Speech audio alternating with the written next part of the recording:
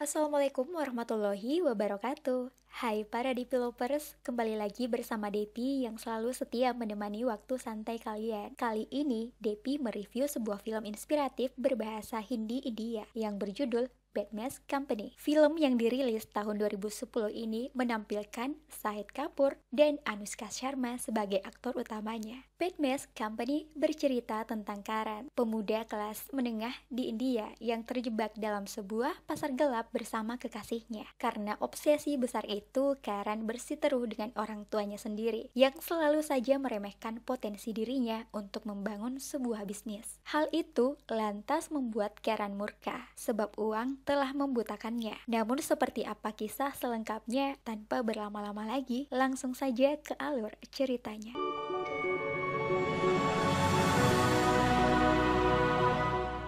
Film diawali dengan memperlihatkan tiga sekawan. Masing-masing mereka bernama Zing, Chandu, dan Karan. Rencananya hari itu Karan dan kawan-kawan akan ke Bangkok. Mereka dipandu oleh seorang tour guide, sebut saja Archibald. Seluruh perjalanan mereka akan ditanggung olehnya. Archibald bukanlah orang sembarangan. Dia sengaja mengajak mereka bertiga untuk kepentingan bisnisnya di luar negeri. Di bandara, Chandu malah terpelongok kepada gadis cantik, sebut saja namanya Bulbul. Tingkah ekspresif Chandu membuat Bulbul nampak risih kepadanya. Namun mereka tak menduga jika Bulbul juga merupakan anggota Archibald yang akan berangkat ke Bangkok.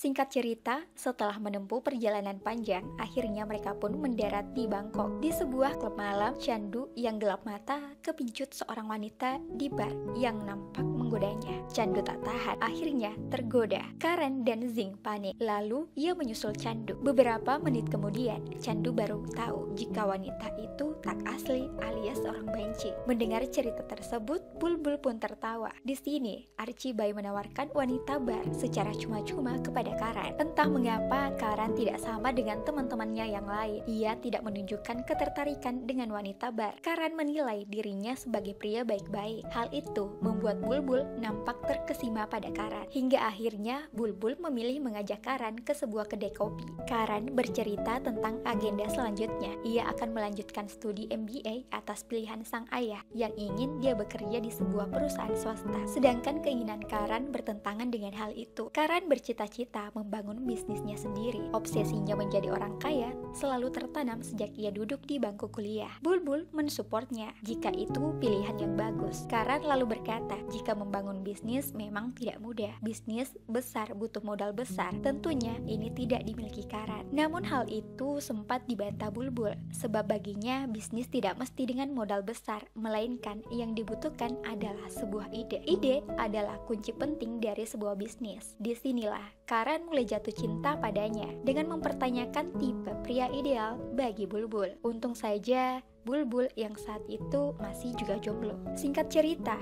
setelah kembali ke rumah, Karan diinterogasi ayah tentang proyeksi ke depannya, mengingat sebentar lagi pendaftaran MBA akan berlangsung. Sajan, ayah Karan terkejut mendengar ucapan Karan untuk membangun usaha sendiri. Karan yang begitu ideal tak ingin terpenjara di sebuah gedung swasta selama berpuluh-puluh tahun. Ia ingin bebas berekspresi dengan idenya sendiri. Sajan tak tahu lagi harus berbuat apa. Karan begitu keras kepala. Diketahui ayah Karan merupakan pegawai teladan di sebuah perusahaan swasta. Ia bekerja selama 20 tahun di tempat yang sama. Dan bagi Karan, dia tidaklah seperti sang ayah yang terpesona dengan sebuah piala sebagai tanda jasa. Ucapan Karan lantas membuat ayahnya tersinggung. और सबसे बड़ी बात यह है कि मेरे पास सिक्योरिटी है.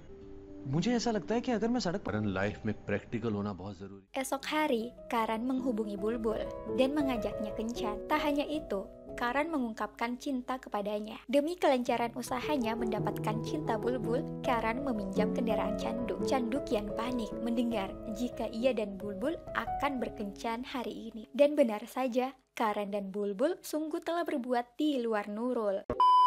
Hingga larut malam, Karan baru kembali ke rumah. Terlihat di rumahnya telah ramai, sebab sang ayah tiba-tiba terkena serangan jantung dan harus dilarikan ke rumah sakit. Ibunya sangat marah karena Karan seharian sibuk mengurusi wanita. Di rumah sakit, Karan harus berhadapan dengan biaya perawatan untuk ayahnya. Dan hari itu, ibu Karan sengaja menjual beberapa perhiasan untuk pengobatan suaminya. Karan nampak sedih melihat kejadian ini. Hingga di hari yang sama, Chandu dan Zing menemui Archibald. Archibald mengungkap bisnis gelapnya di hadapan Karan, di mana Archibald sengaja membuat jebakan kepada bea cukai agar barang selundupan tidak laku di pasaran, sehingga akan dibeli Archibald pada saat lelang. Ini adalah cara efektif agar Archibald mendapat keuntungan 5 kali lipat dari modal yang ia keluarkan. Disinilah mereka lalu merencanakan hal yang sama. Karan dan kawan-kawan akan membuat bisnis sepatu impor di Mumbai. Mendengar itu, Archibald tentu menyambut baik keinginan mereka. Bahkan Archibald akan memodali usahanya.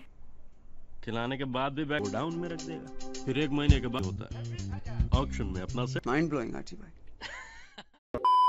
Scene selanjutnya, Karan mengantar Bulbul ke sebuah hotel bertemu dengan seseorang. Dalam perjalanan, Karan menyampaikan ide bisnisnya itu kepada Bulbul. Wanita ini sontak menolak, mengingat itu sangat berisiko bagi mereka. Seperti Karan, Bulbul juga punya cita-cita menjadi top model. Pria ini menawarkan kontrak 5 tahun dengan syarat Bulbul harus menemani pria tua ini kencan sebagai imbalannya. Bulbul marah, akhirnya nekat mencelakai pria tersebut. Beruntung mereka dapat lolos, dan hari itu juga akhirnya Bulbul memutuskan bergabung dalam bisnis Karan. Selanjutnya, Karan menemui Chandu dan Zing dengan memanfaatkan kelemahan kawan-kawannya itu, dan Karan pun berhasil. Berikutnya, Karan menghubungi pamannya yang bernama Jas. Ia meminta tambahan modal untuk perjalanannya ke Bangkok. Secepat kilat, Jas menyetujuinya. Mereka berempat akhirnya kembali terbang ke Bangkok untuk bisnis perdananya. Mereka mengunjungi kantor pusat toko sepatu ternama di dunia. Sayangnya, untuk mencetak 2000 pasang sepatu, pihak perusahaan membutuhkan waktu 3 bulan. Karan menganggap itu terlalu lama. Karan pun akhirnya mengambil jalan ninja. Ternyata perusahaan tersebut hanya butuh pelunasan uang muka untuk menyelesaikannya dalam 3 minggu. Rencananya sepatu tersebut masing-masing dikirim secara terpisah. Yes, but no, you listen. Telimo.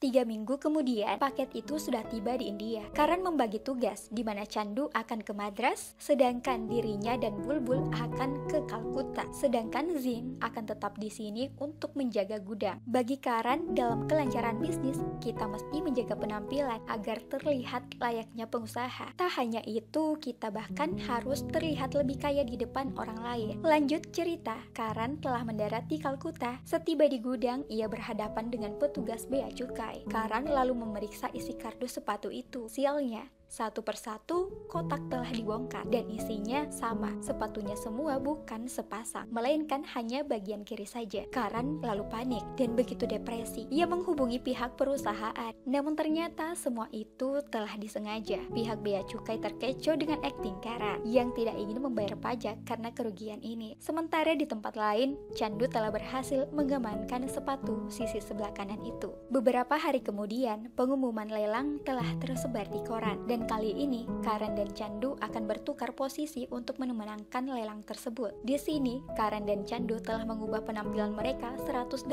derajat. Dalam proses lelang, semua orang tidak berani memasang harga tinggi hanya untuk sepatu yang tidak punya pasangan, sehingga ini menjadi peluang besar bagi Karan dan Chandu merebut sepatu tersebut, meski harus membakar sedikit modalnya.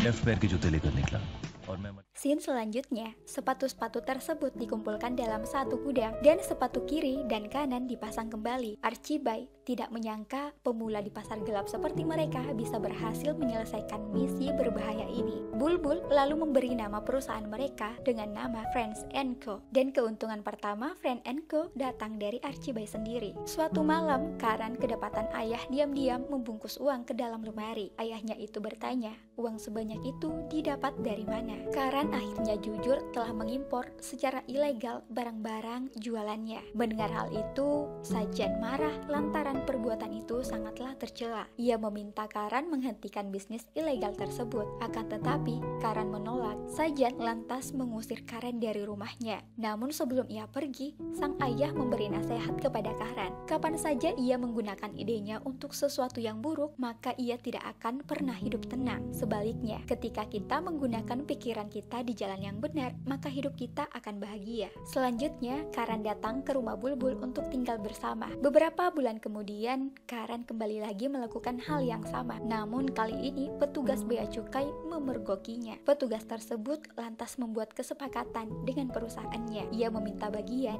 jika tidak, ia akan membocorkan bisnis gelap itu kepada atasannya. Mau tidak mau, Karan menyetujuinya. Hingga beberapa season pengiriman barang dan lelang telah dimenangkannya. Selama beberapa bulan itu, bisnis sepatu berjalan dengan lancar. Hingga Bangkok menjadi tempat lalu lintas bagi perusahaan Friend & Co saat ini. Dan bisnis mereka menjadi sukses sejagat India.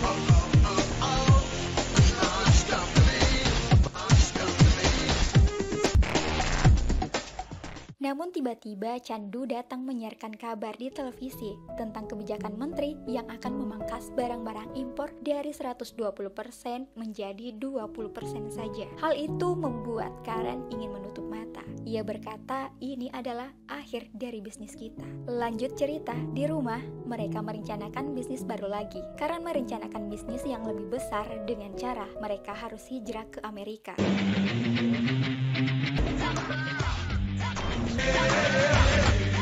Tak butuh waktu lama, mereka berempat akhirnya mendarat di Amerika Serikat. Di sini, pamannya, Jess, menyambut kedatangan Karan dan kawan-kawan. Beruntung, paman Jess adalah seorang pengusaha sukses di bidang tekstil. Hal itu kemudian sejalan dengan ide Karan selanjutnya. Di sini, Karan meminta daftar importir milik Jess. Jess pun memberikannya. Tak tanggung-tanggung, Karan nekat melakukan aksi yang sama di negara kulit putih ini. Terlihat ia dan Bulbul datang ke perusahaan importir ternama di New York. Sebut saja pria ini bernama Charlie. Karan dan Bulbul menawarkan kerjasama sarung tangan di perusahaan Charlie. Nampaknya kelemahan Charlie terdeteksi oleh Karan jika Bulbul mampu menipu pria hidung belang sepertinya. Beberapa hari kemudian, sesuai kesepakatan, 2000 pasang pemasok awal untuk Charlie telah tersedia. Charlie terlihat begitu terpikat kepada Bulbul hingga ia tidak sadar jika semua itu adalah tipu daya untuknya. Dan bisnis selanjutnya mereka lanjutkan dengan omset yang lebih besar. Lagi dan lagi Charlie dibuat mati kutu oleh Bulbul. Di sini Karan merencanakan hal yang sama seperti sebelumnya, memisahkan pasangan kiri dan kanan lalu mengirim barangnya. Sementara itu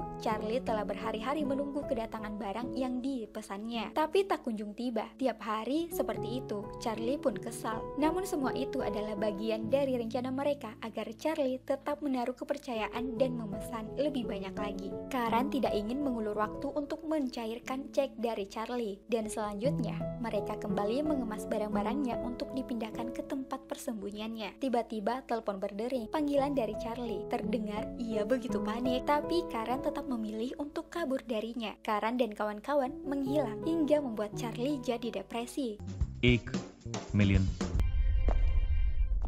Uang hasil rampasan itu mereka gunakan untuk memenuhi kebutuhan pribadi, mulai dari pakaian branded hingga aset mobil dan rumah mewah. Suatu malam, Bulbul bertanya apa yang dirasakan Karan hingga di titik ini. Karan menjawab, aku merasa seperti Tuhan. Hari ini, apapun yang saya inginkan bisa terwujud. Aku punya kekuatan dan suatu saat nanti aku akan menjadi orang hebat di dunia. Meski ini baru permulaan. Bulbul nampak cemas atas ucapan Karan tersebut, dan benar saja, Karan telah dibutakan oleh materi. Begitu juga dengan kawan-kawannya yang lain. Bulbul semakin tertekan dengan situasi seperti ini. Karan mempertaruhkan uang yang dimilikinya untuk bermain slot. Sayangnya ia kalah, hingga tak ada sepeser pun yang tersisa di tangannya. Sejak saat itu, hubungannya dengan Bulbul semakin berjarak. Beberapa hari kemudian, mereka sudah berada di bandara untuk kembali ke India. Akan tetapi, Jess mengabarkan jika Karan sedang diincar oleh polisi karena kasus penipuan terhadap Charlie. Tapi Karan tidak merasa bersalah karena bagi Karan semua itu adalah ketidaktelitian Charlie sendiri dalam menetapkan kesepakatan. Namun situasinya tiba-tiba berubah.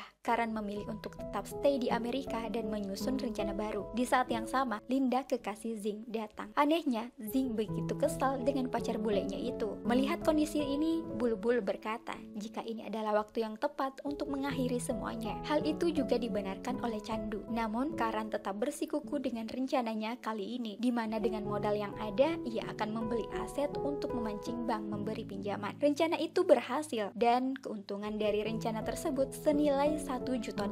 Di sisi lain, Chandu nampak simpatik kepada kondisi Linda karena Zing selalu saja mengabaikannya. Bahkan Zing telah berbuat kasar kepada Linda. Chandu dibutakan amarah hingga ia menghajar Zing. Sungguh, Linda telah membuat hubungan keduanya menjadi renggang. Terlebih setelah Karan melontarkan ucapan yang menyudutkan dirinya sebagai pemabuk. Keduanya saling adu mulut dan akhirnya Zing memilih untuk keluar dari Friend and Co. तू खुद को देख औकात भूल गया अपनी मुझे वापस दे दूंगा समझा अबे साले पहले Scene selanjutnya, Jess kembali menghubungi Karan sebab pihak bank telah mencari tahu tentang mereka dan kepemilikan properti ini. Karena tidak ingin Jess panik, dia berjanji akan menyelesaikan semuanya. Di hari yang sama, seorang pria datang ke rumah mereka. Ia mencari sebuah cek yang dialamatkan kepada seorang wanita bernama Pamela Kapoor. Di sini Bulbul baru tahu jika Karan akan menikah dengan wanita lain, dan cek itu ternyata adalah untuk persiapan resepsi pernikahan Karan. Bulbul terkejut. Ia sama sekali tidak menduga Karan akan mengkhianati dirinya.